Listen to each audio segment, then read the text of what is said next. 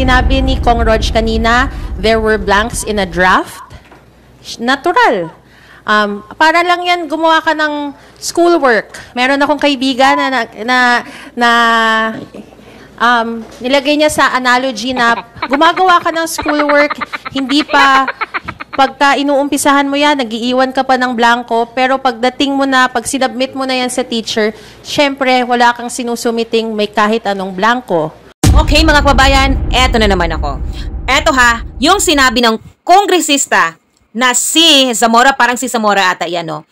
Na parang schoolwork lang daw na may blanco sa umpisa pero wala na daw sa final submission.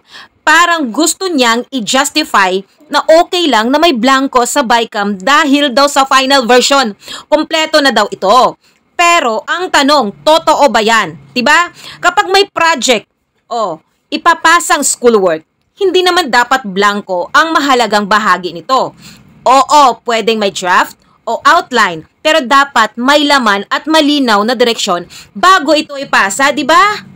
Kung sa eskwelahan nga, di ba, pag nag-submit ka ng blanco, bagsak ka o ibabalik sa iyo ng teacher yan, di ba? Para ayusin mo yan. Paano pa sa budget na pinag-uusapan natin dito? Mukhang ang nangyayari kasi, ginagamit lang yung schoolwork analogy para pagtakpan yung kakulangan ng detalye sa budget. Kasi kung may transparency talaga yan, dapat malinaw na sa simula pa lang kung saan pupunta ang pera. Hindi pwedeng ayusin na lang sa final version kung pinag-uusapan ay pera ng bayan. Ang BICAM budget kasi ay parang final thesis yan. Kinukumpara ni Ma'am Zamora, 'di ba, sa schoolwork. So may laman, may detalye dapat at dumaan sa masusing pag-aaral.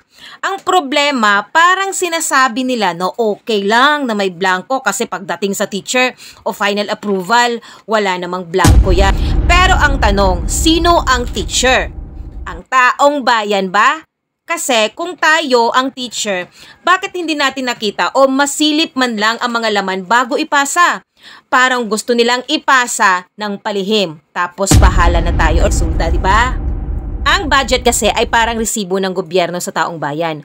Kung blanco yan, paano natin malalaman kung saan napunta ang pera?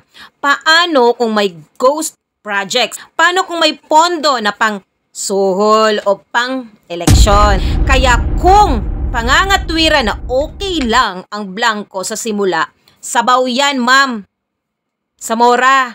Kasi sa totoong mundo, pag blanco ang project mo, bagsak ka. Bakit pagdating sa budget, parang pasado pa rin kahit di natin makita ang detalye? Yung mga kababayan, tatanungin ko kayo, ano kaya ang dahilan kung bakit nila ipinipilit yung ganyang eksplanasyon? Bakit? May tinatago ba sila? Comment nga down below.